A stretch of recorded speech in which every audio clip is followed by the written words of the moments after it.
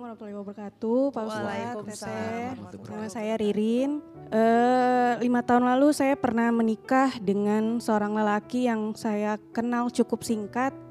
Kita bahkan tidak pacaran, mungkin hanya 3 bulan saja. Saya dekat dengan beliau, tapi dia memutuskan untuk mengajak saya untuk menikah saja biar tidak berlama-lama berpacaran. Banyak sekali yang bilang ke saya ini terlalu nekat karena kok cepat banget gitu ya, baru 3 bulan belum kenal, belum tahu sifat masing-masing. Tapi saya saat itu percaya diri, saya niatkan dalam hati bismillahirrahmanirrahim, insya Allah ini jalannya, kalau niat baik pasti ada aja jalannya. Karena saya ingin menjadi seorang istri saat itu, ingin menjadi seorang ibu juga. Niat saya menikah itu saya pikir akan rumah tangga saya itu baik. Ternyata berbanding terbalik ya apa yang saya inginkan, apa yang saya harapkan. Bahkan 2 bulan di awal pernikahan aja saya nggak disentuh sama sekali. September 2019 kita menikah.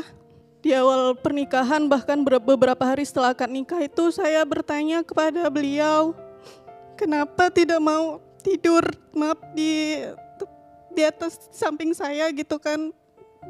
Beliau cuma jawab, aku belum terbiasa ada perempuan, dia bilang begitu. Sampai saya sabar.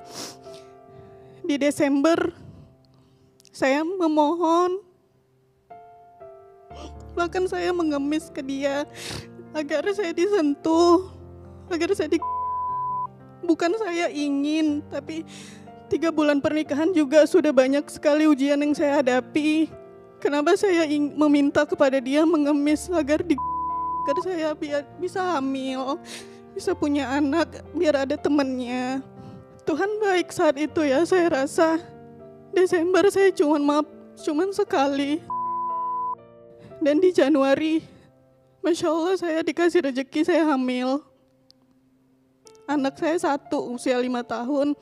Di 2 bulan kehamilan saya juga, untuk pertama kalinya beliau mengucapkan dari mulutnya, lebih baik adopsi anak saja daripada melihat saya hamil, karena melihat saya mual muntah. 9 bulan saya mengandung, sekalipun saya tidak pernah ditemenin ngecek kandungan, saya selalu sendiri. Selama 9 bulan juga saya mengandung, sudah banyak sekali perselingkuhan yang terjadi. Saya berdoa, saya pikir dengan anak saya lahir, semua tuh dia bisa berubah. Ternyata 2 tahun pernikahan itu malah makin gak ada baiknya gitu kan. 5 bulan anak saya lahir, dia pulang, dia selalu pulang subuh ke klub-klub dunia malam hingga membayar perempuan-perempuan di dalam sana.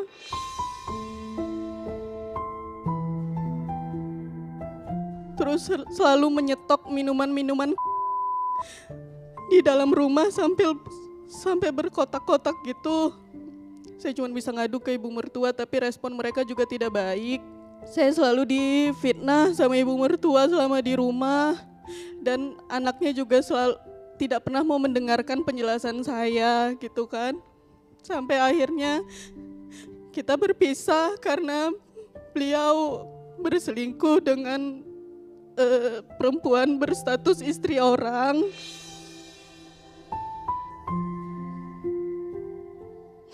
Sampai sudah melakukan hubungan badan, maaf. Saya melihat semuanya, video-video mereka, isi chat mereka. Saya sempat sabar selama 1 bulan. Tapi selama 1 bulan setelah kejadian terakhir, saya tidak melihat adanya dia menjadi lebih baik, malah makin lebih parah dengan tidak pulang. Tapi keluarga saya bilang jangan dulu keluar dari rumah, kalau tidak diusir. Sampai akhirnya saya memberanikan diri untuk mengajukan perceraian kepada beliau 3 tahun yang lalu.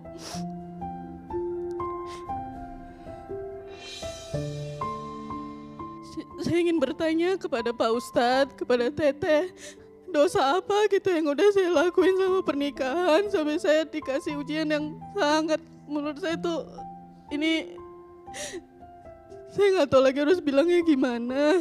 Ini menurut saya sakit. Saya belum, sampai sekarang pun demi Allah saya belum ikhlas. Udah 3 tahun juga saya seperti ini, saya berpisah. Saya belum ikhlas, bahkan saya belum bisa memaafkan mereka.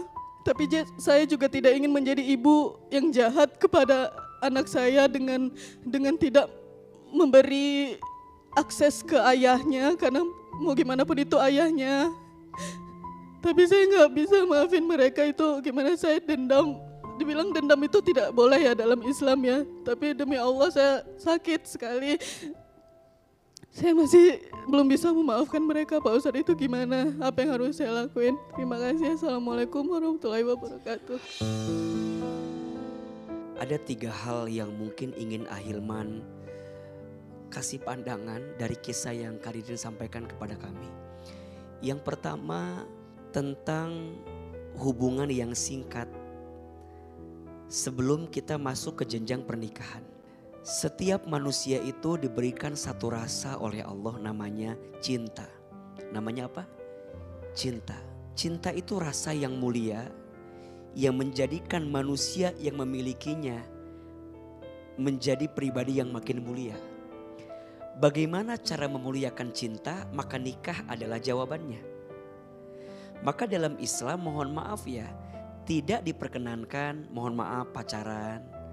Tidak diperkenankan semua sikap-sikap, peluang-peluang yang mengantarkan kita pada perbuatan yang tidak baik yang bernama dengan zina. Maka bagaimana cara menutupnya? Bagaimana cara menjaganya? Pernikahan adalah jawabannya. Tapi menikah itu butuh persiapan. Menikah itu butuh bekal. Menikah itu butuh jalan kebaikan yang ketika kita hadirkan, jangan istilahnya membeli kucing dalam karung. Pernikahan itu, rumah tangga itu bahtera yang sangat besar yang harus kita lewati dengan segala kebaikan. Maka baginda Nabi mengajarkan kepada kita, nikahilah seseorang karena parasnya, karena hartanya, karena keturunannya, dan karena agamanya. Fadfar bidatid taribat yadak. Maka pilihlah yang paling baik agamanya, niscaya engkau akan bahagia dibuatnya. Maka apa pesan saya yang ingin saya sampaikan kepada pemirsa? Tolong dipastikan seseorang yang akan menjadi pendamping kita adalah dia yang paham agama. Maka satu, Ahilman mohon maaf, pelajaran bagi semua, jangan terlalu cepat menyimpulkan seseorang yang akan jadi pasangan kita. Yang kedua, Ahilman ingin sedikit memberikan pandangan terkait dengan hubungan suami istri. Zolim namanya kalau ada suami yang tidak mau menyentuh istrinya. Dalam sigot taklik pernikahan sering dibacakan, saya akan menggauli pasangan saya, istri saya dengan sebaik-baiknya. Dan kalau sudah dalam jangka waktu, kalau tidak salah 3 bulan, saya tidak menyentuh istri saya, sudah jatuhlah talak kepada istri saya, gitu kan? Dan Islam mengajarkan, kalaupun kau menggauli pasanganmu, wa ashiruhunna bil ma'ruf, dan gaulilah, campurilah dan sikapilah pasanganmu dengan bil ma'ruf, dengan cara yang baik. Makanya kalau kita mau berhubungan dengan pasangan kan gak main joget-joget langsung gitu ya. Enggak, ada adabnya, betul enggak?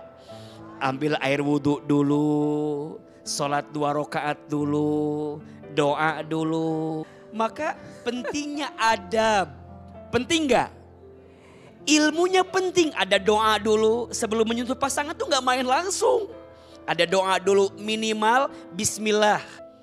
Yang ketiga, teteh, yang namanya ujian tidak mungkin Allah datangkan. Kecuali itu cara Allah menghapuskan dosa yang pernah kita lakukan. Kadang dalam hidup kita harus mampir dulu dengan kisah yang membuat pilu hati kita. sampai kita ketemu dengan orang yang bisa membahagiakan kita? Untuk Ririn, pastinya saya melihat ada kejadian-kejadian seperti ini sedih ya.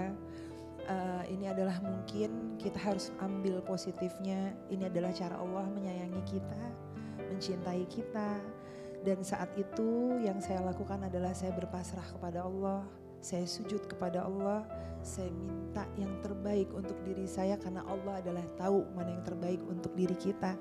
Dan alhamdulillah Allah berikan saya sekarang pasangan hidup yang Masya Allah sudah 8 tahun saya sama suami saya. Dan beliau memperlakukan saya sangat-sangat baik terhadap saya maupun anak saya Abang Fas. Semangat ya Kak Ririn, insya Allah akan ada kebahagiaan yang sama untuk Kak Ririn.